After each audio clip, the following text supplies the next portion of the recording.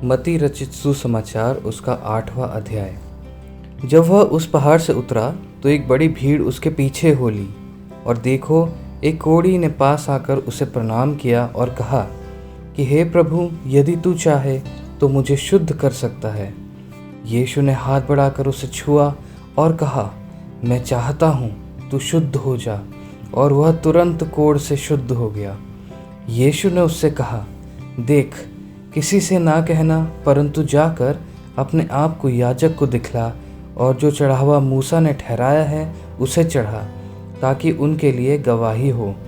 और जब वह कफरनहूम में आया तो एक सूबेदार ने उसके पास आकर उससे विनती की कि हे प्रभु, मेरा सेवक घर में झोले का मारा बहुत दुखी पड़ा है।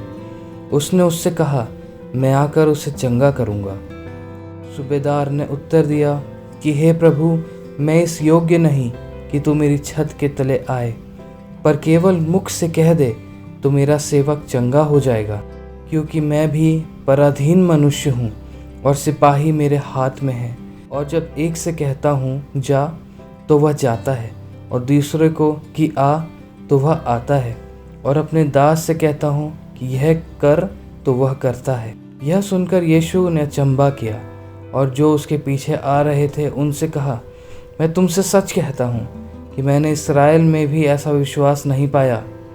और मैं तुमसे कहता हूँ कि बहुतेरे पूर्व और पश्चिम से आकर इब्राहिम और इसहाक और याकूब के साथ स्वर्ग के राज्य में बैठेंगे, परंतु राज्य के संतान बाहर अंधियारे में डाल दिए जाएंगे, वहाँ रोना और दांतों का पीसना होगा। और यीशु ने सूबेदार से कहा, जा, जैसा तेरा विश्वास है वैसा ही तेरे लिए हो। और उसका सेवक उसी घड़ी चंगा हो गया। और यीशु ने पतरस के घर में आकर उसकी सास जो ज्वर में पड़ी देखा।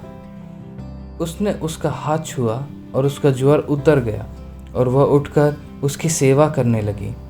जब संध्या हुई तब वे उसके पास बहुत से लोगों को लाए जिनमें दुष्ट आत्माएं थीं, और उसने उन आत्माओं को अपने वचन से निकाल दिया और सब बीमारों को चंगा किया, ताकि जो वचन यशायाह भविष्यद्वक्ता के द्वारा कहा गया था वह पूरा हो कि उसने आप हमारी दुर्बलताओं को ले लिया और हमारी बीमारियों को उठा लिया। यीशु ने अपनी चारों ओर एक बड़ी भीड़ देखकर उस पार जाने की आज्ञा दी, और एक शास्त्री ने पास आकर उससे कहा, हे गुरु, जहाँ कहीं तू जाएगा मैं तेरे पीछे पीछे हो लूँगा।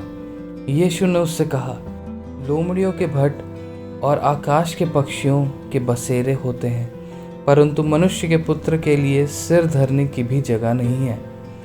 एक और चेले ने उससे कहा, हे प्रभु, मुझे पहले जाने दे कि अपने पिता को गाड़ दूं।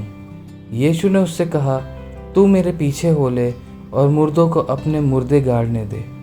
जब वह नाव पर चढ़ गया तो उसके चेले उसके पीछे हो लिए, और देखो, झील में एक ऐसा बड़ा तूफान उठा कि नाव लहरों में ढांपने लगी, और वह सो रहा था। तब उन्होंने पास आकर उससे जगाया और कहा, हे प्रभु, हमें बचा, हम नाश हुए जाते हैं। उसने उनसे कहा, हे अल्प विश्वासियों, क्यों डरते हो? तब उसने उठकर आंधी और पानी को डांटा, और सब शांत हो गया। और लोग अचंभा करके कहने लगे कि एक ऐसा मनुष्य है कि आंधी और पानी भी उसकी आज्ञा मानते हैं। जब वह उस पार गदरेनियों के देश में पहुंचा तो दो मनुष्य जिनमें दुष्ट आत्माएं थीं कब्रों से निकलते हुए उसे मिले, जो इतने प्रचंड थे कि कोई उस मार्ग से जा नहीं सकता था। और देखो, उन्होंने चिल्लाकर कहा, हे परमेश्वर के पुत्र, हमारा तुझसे क्या काम? क्या तू समय से पहले हमें दुख देने यहाँ आया है? उनसे कुछ दूर बहुत से सूअरों का एक झुंड चल रहा था। दुष्ट आत्माओं ने उससे यह कहकर विनती की कि यदि तू हमें निकालता है तो सूअरों के झुंड में भेज दे। उसने उनसे कहा, जाओ। वे निकलकर सूअरों के पेट में गए, और देखो, सारा झुंड कड़ाड़े पर से झपटकर पानी में जा पड़ा और डूब मरा।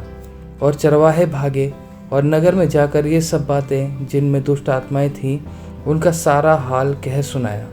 और देखो, सारे नगर के लोग यीशु से भेंट करने को निकल आए और उसे देखकर विनती की कि हमारे सिवाने से बाहर निकल जा।